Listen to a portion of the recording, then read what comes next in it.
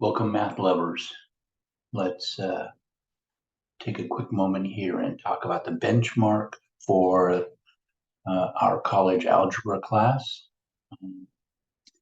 Now, you may wonder where that is in the calendar. It's pretty far away right now, but you should maybe start thinking about it. So we go down, all the way down here. It is the last week of November. Uh, it is due on December 3rd. This is a project. This is a benchmark. It is consider it like a final exam project. That's often a nice way to look at it. You will still have a final exam in this class. You can click here and it comes up, but we could just go to, and then we can go to topic, or we could just go down here to topic 6, open it up, and then go to it.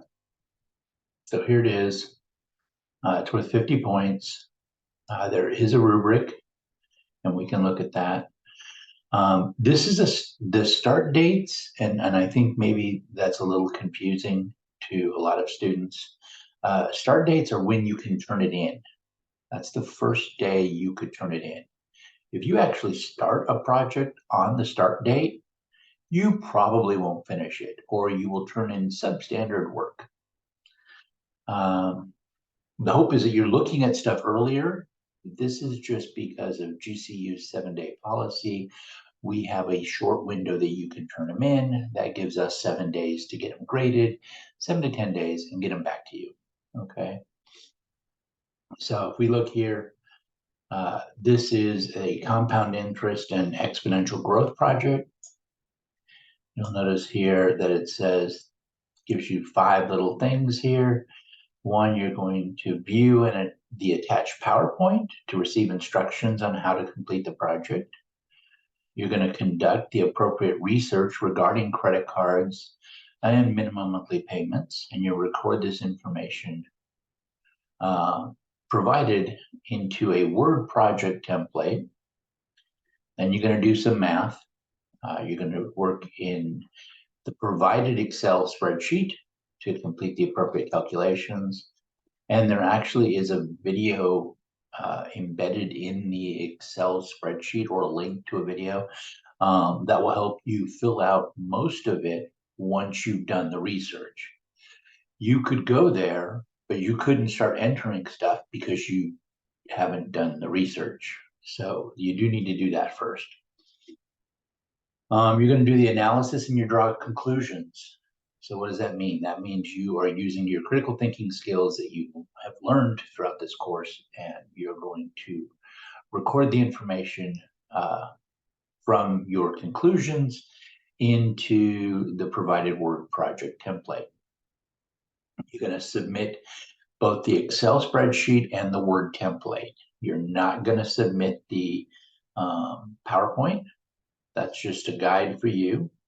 APA style is not necessarily required, but solid academic writing is required, meaning you are using complete sentences, you are using correct punctuation, there is no text speech in your writing, that your sentences flow one from the other to make a nice paragraph.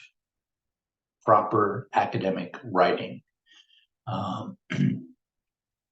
While people forget that mathematicians write papers, like, it isn't that we don't write papers, maybe more so than some of the others, but specifically, it's very important that we write very precise and very solidly into the academic writing. There is a rubric, which we'll talk about in a little bit, so you guys can look and see where your points are coming from. You are required to submit this assignment to Lopes-Wright. So this may be your first time submitting something to Lopes-Wright. In the class resources down here, there is support articles to help you with Lopes-Wright if you need to. But you can do that all in Halo.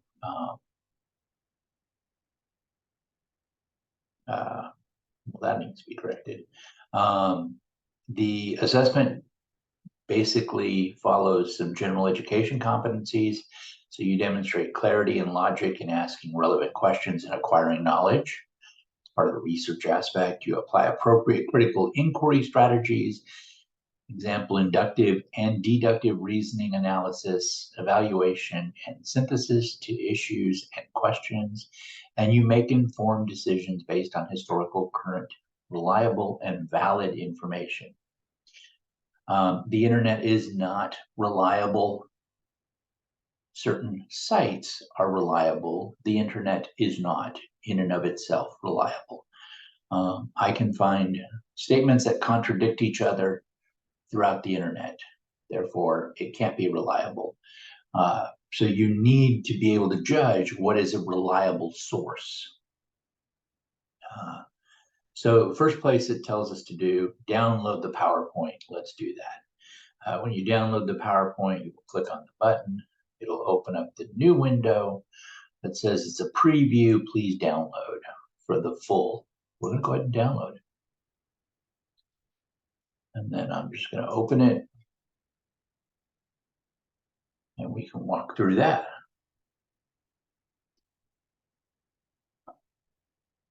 Again, project on compound interest, exponential growth. It is the 154 benchmark, and it measures the ability to all the things I just said.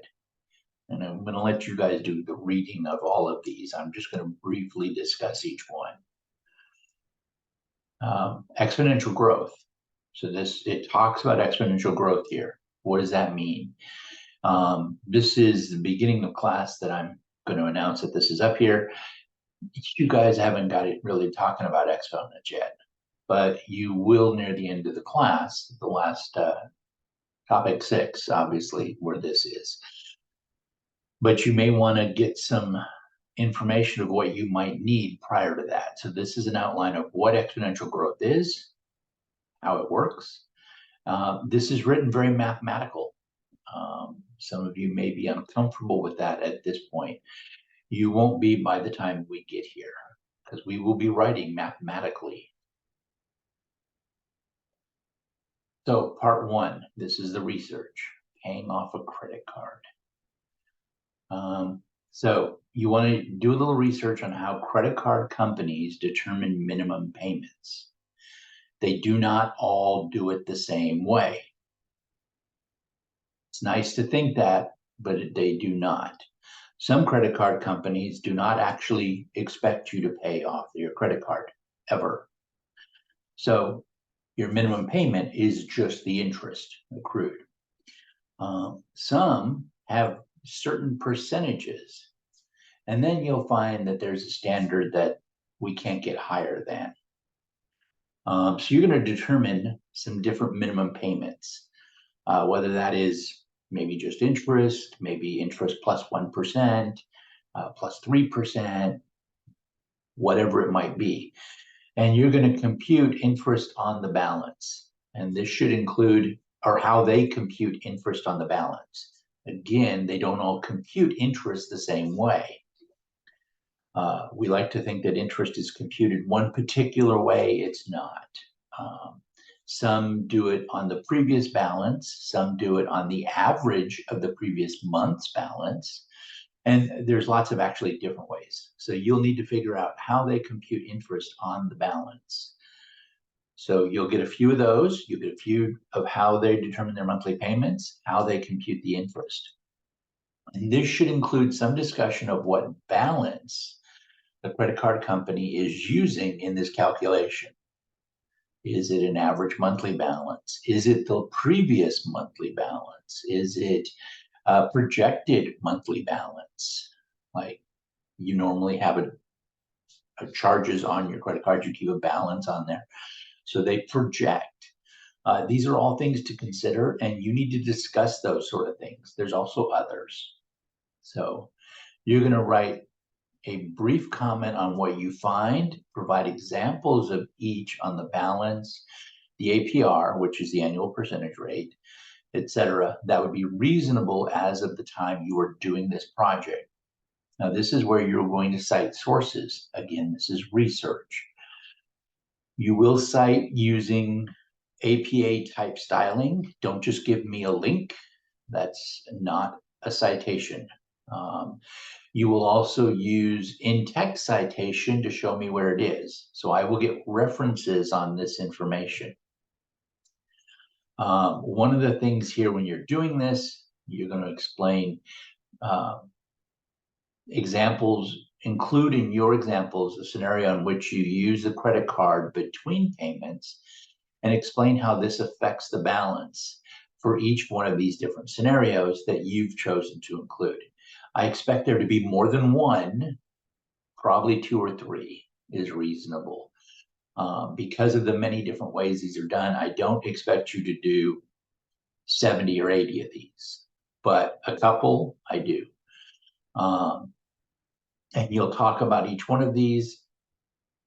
One of the little highlights here or footnotes is that there's an option to use something like ChatGPT, Bard, Bing Chat to get a good overview of what's going on, and then use the links they provide. Bard and Bing Chat are much better at providing links. You have to actually tell ChatGPT to provide links if you want the links. And you do, because you can't reference ChatGPT, Bing, or Bard. You just can't do that. So you need to get those links and then look those things up. This is kind of like the idea of Wikipedia. Wikipedia is a great starting point, but again, you would not cite Wikipedia. You would go down to those sources that it gave for whatever part you were interested in, and say, okay, I need to research that. So then you'd go to those sources, and those sources would be your sources. Then you're going to do some math. So here you're going to apply what you've learned. You're going to put that into the Excel spreadsheet.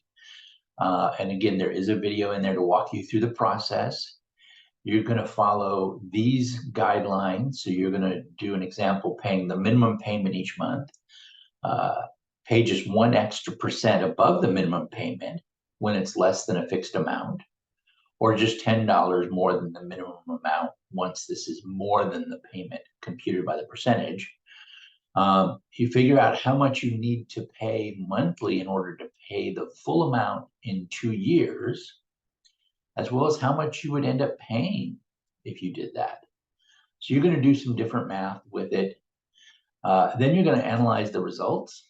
You're going to discuss what you observe, what seems to be the most important factor to pay off a debt. Is it the APR, the minimum balance, or the minimum payment?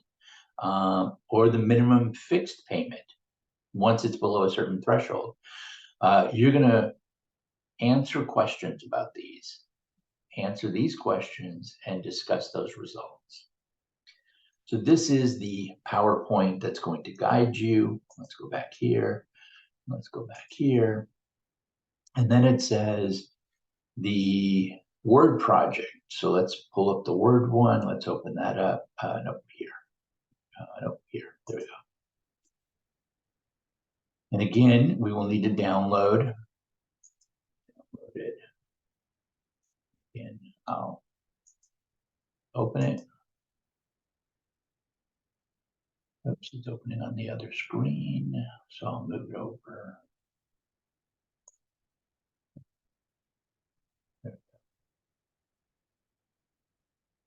All right, so this is your project. This is the directions, the benchmark. A lot of stuff is going to be repeated here. So again, make sure it's college level reading, college level writing. Make sure basic spelling, grammar. Before you submit, there's no word count. I'm not looking at that. Or formatting per se. But you do need to have your references. You do need to be well-reasoned and explained. You're going to look at part 1 is the research, minimum payment, monthly interest, how those are considered, how those are figured. You're going to do the math in the Excel. So really in that section, you're not doing anything else. So here in this is a template, right? That's what this is. This is kind of the guideline for what you're going to do. So you're going to have a paragraph talking about the different minimum payments. You're going to want to provide references for your sources.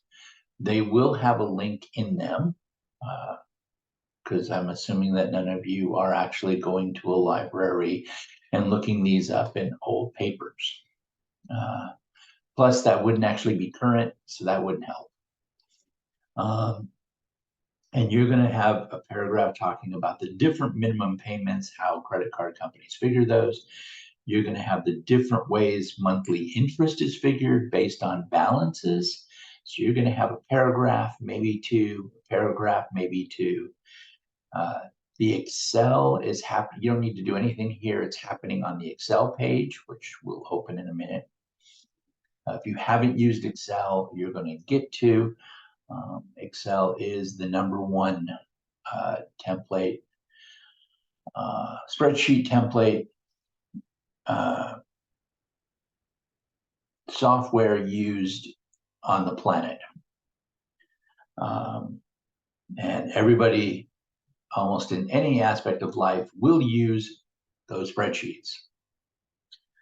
It doesn't matter what profession you're going in. If you're going to be a welder, they use them. I know I have a cousin that's a welder. Police officers use it. Nurses use them. Doctors use them. Business uses them. Everybody uses them. Teachers use them. Let's see. So then you do analyzing the results. This is where you're addressing these questions. You'll notice there are 3 specific questions. Each question is going to have at least a paragraph, okay, where you answer each one of these questions. And that's the template. So really it's about the research in the beginning. Then you do the math using Excel, so it makes it easier. And then you analyze the results that you got from Excel. And there you'll see, then you'll answer these 3 questions in paragraph form. So now let's go to the Excel. Again, you'll need to download. All you'll see is this first page. So you need to download it and open it. Where's it? Oh, there it is. Okay. And it's bigger. This is Excel. Enter your name below, and your very own problem will appear here, and it shows your name goes here. But before you ever get to filling this, and also I should note there are 3 tabs. 1, 2, 3. Before you start filling anything out, click the link here, okay? Go watch this video.